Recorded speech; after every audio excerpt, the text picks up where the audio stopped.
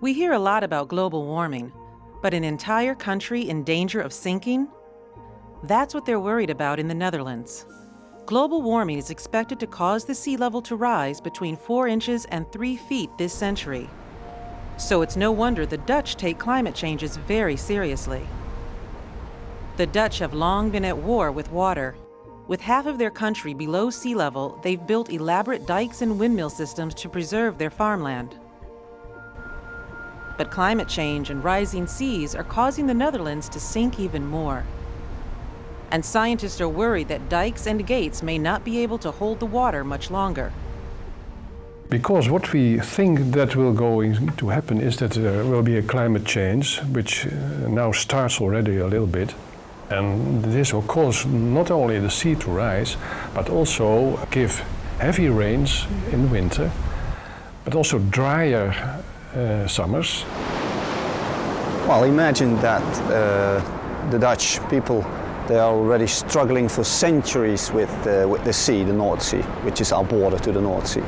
And we have experienced many, many floods taking away the lives of hundreds of thousands of Dutch people. So coastal defenses, it simply had to become a Dutch discipline, because even nowadays half of the country is below sea level.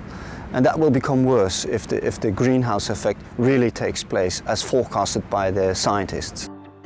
30 to 40% of the country's land was created by man, pumping water out from marshlands. But as water was pumped out, the land settled lower and lower. Today, more than 10 million people live below sea level, on land that only stays dry because of the constant work of pumps and dikes. One idea has been radical. Instead of struggling so hard, why not give some of the country back to the sea? We always struggled, we always fought the sea, but that might be quite stupid in future. It might be necessary to give a lot of land back to the sea, because the sea and the rivers simply need space. The idea is to let water back into hundreds of miles of the lowest lying farmland. These new flood control lakes could also be used for recreation and wildlife. Dikes would be moved inland, opening large areas of sand dunes to the tides. We have to be creative. It is possible to build floating houses.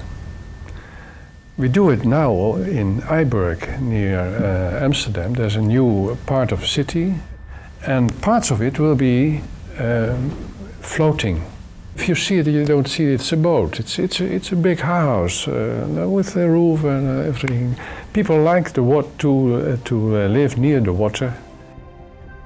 But after all the work it took to get rid of the water in the first place, there is resistance. We have an old generation that has suffered flooding and that is convinced that the only way to live in Holland is really fight the water and build dikes as hard as you can. But Holland also has a younger generation who look at water as something which brings pleasure and which brings a pretty landscape. Regardless of what is decided, a lot of people believe that a fundamental shift in the way the Dutch approach water is inevitable.